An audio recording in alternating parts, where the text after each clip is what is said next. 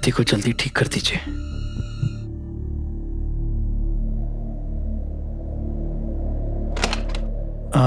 श्रुति अब कैसी है?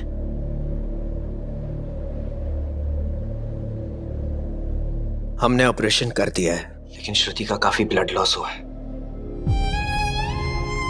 मैं उसे मिल सकता हूँ? तुम अभी उससे नहीं मिल सकते।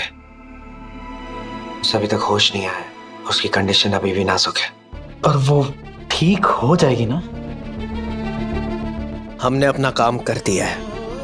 अब देखना यह है कि श्रुति की बॉडी ट्रीटमेंट पे कैसा रिएक्ट करती है। Thank you Pulkit, thank you सही। इतने क्रूशियल मोमेंट पर भी आप लोगों ने आकर ये ऑपरेशन किया। Thank you so much. आपकी वाइफ ठीक हो जाएगी मिस्टर चौहान। Excuse me.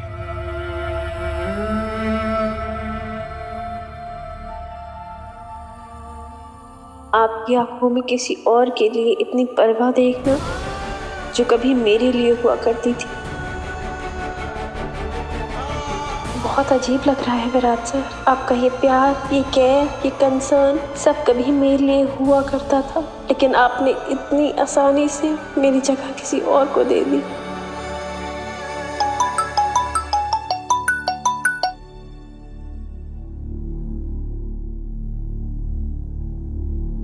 आप काफी नसीब वाले हैं मिस्टर चौहान।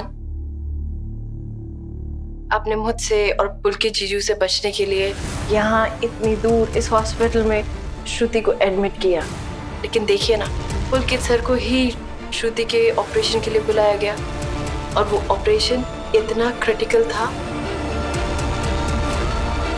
कि पुलकित सर के अलावा हर किसी के बस की बात भी नहीं है। समझता हूँ, मैं जानता भी हूँ। जब से तुम मुझे इस हॉस्पिटल में मिली हो, मुझे ताने मारे जा रही हो। शायद तुम्हें ऐसा लगता है कि मैं ये डिजर्व करता हूं, इसीलिए सुनाए जा रही हो। लेकिन एक बात मैं भी तुम्हें बता देता हूं सही, मैं अब भी अपनी बात पर, अपने स्टैंड पर कायम हूं, क्योंकि मैंने कुछ भी गलत नहीं किया। मैं भी आपके परिवार वालों को यही समझाने की कोशिश कर रही हूँ कि आपने कुछ गलत नहीं किया है। आपको किसी से प्यार हुआ, प्यार तो किसी को भी हो सकता है ना। और अब ये बात तो सबके सामने है, जिस औरत से आप प्यार करते हैं उसके साथ आपका बच्चा भी है।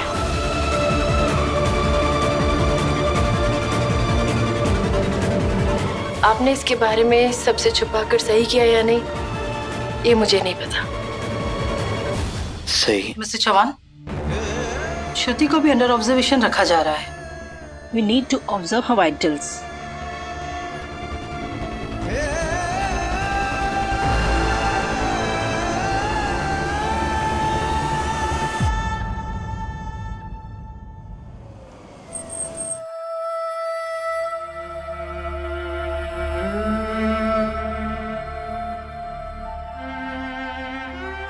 तुम कहाँ थे विराट?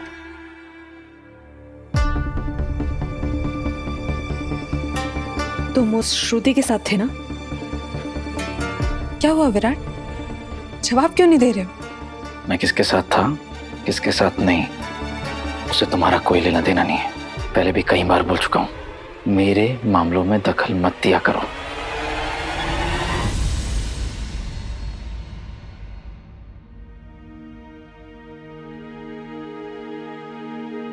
तुम मेरे सवालों को गलत समझ रहे हो विराट। तुम्हें देख के लग रहा है कि तुम कितने थके हुए हो। घर के सभी लोग तुमसे बहुत ज्यादा नाराज हैं। मैं तो बस तुम्हें इतनी सी सलाह देना चाहती थी कि कोई भी तुम्हें देखे तो मुझसे पहले। मुझे किसी भी सलाह की जरूरत नहीं है। मुझे क्या करना है क्या नहीं मैं अच्छे से जानता हूँ।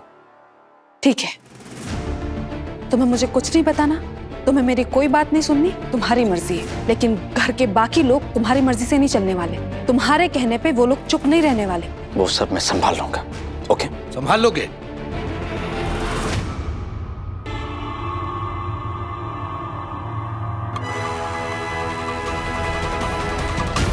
अब बचा क्या है संभालने के लिए जो तुम संभाल लोगे? प्लीज बाद में बात करें। और कब आएगा तुम्हारा ये बाद में? मुझे अभी इसी वक्त तुमसे समझना है सब कुछ। तुम्हें अभी इसी वक्त मुझे सब बताना होगा। मैं जानता हूँ कि आपको मुझसे बात करनी है और क्या बात करनी है वो भी जानता हूँ, लेकिन रिक्वेस्ट कर रहा हूँ, क्या हम बाद में बात कर सकते हैं? बाबा मैं बहुत ज्यादा थक गया हूँ, 2 दिन से सोया नहीं हूँ। अभी आपके किसी भी सवाल का जवाब देने की ना तो हिम्मत है ना ताकत है। थोड़ी देर आराम करना है बाबा, बस थोड़ी देर कर सकता हूँ, सोना है मुझे थोड़ी देर। वाह वाह विराट, हम सब की नींदें उड़ाकर, हम सब की जिंदगी में अशांति फैलाकर अब तुम शांति से सोने देने की बात कर रहे हो विराट। तुम्हें क्या लगता है तुम कुछ भी करोगे और हम लोग सब चुपचाप देखते रहेंगे? अपना घर परिवार नौकरी सब कुछ भूल भाल कर उस औरत के पीछे अपना सारा वक्त लगाने पे पड़े हो। अच्छा लगता है उसके साथ वक्त बिताना, तो फिर जाओ ना, उसी के पास जाओ, क्यों आए हो यहाँ? आपके किसी भी सवाल का जवाब नहीं है मेरे पास आई। मैं वाह विराट, तुझसे ये उम्मीद नहीं थी मुझे कभी भी। मैंने जिंदगी में कभी ये नहीं सोचा था कि तू इतना गैर जिम्मेदार हो सकता है। बिना सोचे समझे तुम कुछ भी किए जा रहे हो। बाबा आपको क्या लगता है मैं कोई छोटा बच्चा हूँ जो मुझे कोई? अगर बच्चा होते तो ठीक होता, कम से कम इन हरकतों से मुझे इतना दुख तो नहीं पहुंचता। लेकिन एक समझदार एडल्ट बेवकूफियां किए जा रहा है। विराट तू छोटा था ना, तब खिलौनों से खेलता था, लेकिन लगता है आजकल तू लोगों की जिंदगियों से, उनके जज्बातों से खेल रहा है। लेकिन बात को समझ, टूटा खिलौना जोड़ा जा सकता है, टूटा दिल कभी नहीं जोड़ा जा सकता। विराट, कांटा चुभता है तो दर्द होता है, हैरानी नहीं। लेकिन अगर फूल चुभने लगे तो इंसान ठगा हुआ महसूस करता है। तो वही फूल है जो हमें चुभने लगा है।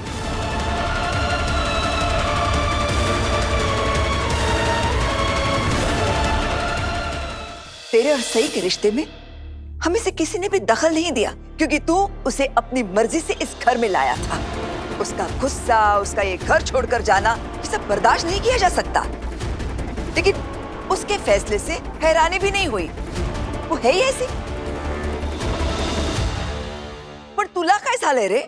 तू तो ऐसा नहीं था, तू कब से इतना लापरवाह हो गया? वही नहीं, इसमें सही की कोई गलती नहीं है। सही ने इस बार घर उसकी जिद के कारण नहीं छोड़ा है।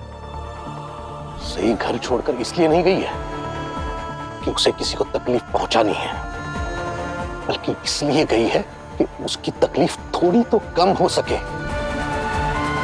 इसने तो उसके सामने और कोई रास्ता ही नहीं छोड़ा।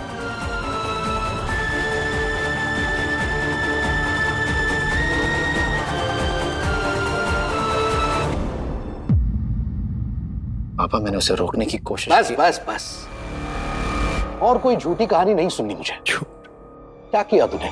सही को रोकने के लिए क्या किया तूने? कुछ नहीं। तू घर छोड़कर जा रही थी और तू बस देखता रहा। अगर तू उसके पैरों में गिरकर गिड़गिड़ाता ना, तो भी तेरी हरकतों को देखते हुए वो कम था।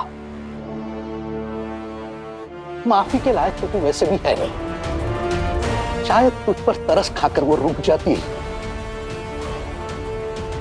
बहुत शर्म आ रही है मुझे कि मेरी बहू मेरी आंखों के सामने घर छोड़कर गई, और जिसकी वजह से गई वो बेशर्मों की तरह अभी यही खड़ा है। मेरी वजह से बहुत शर्मिंदा महसूस कर रहे हैं ना? बताइए कब चला जाऊं यहां से?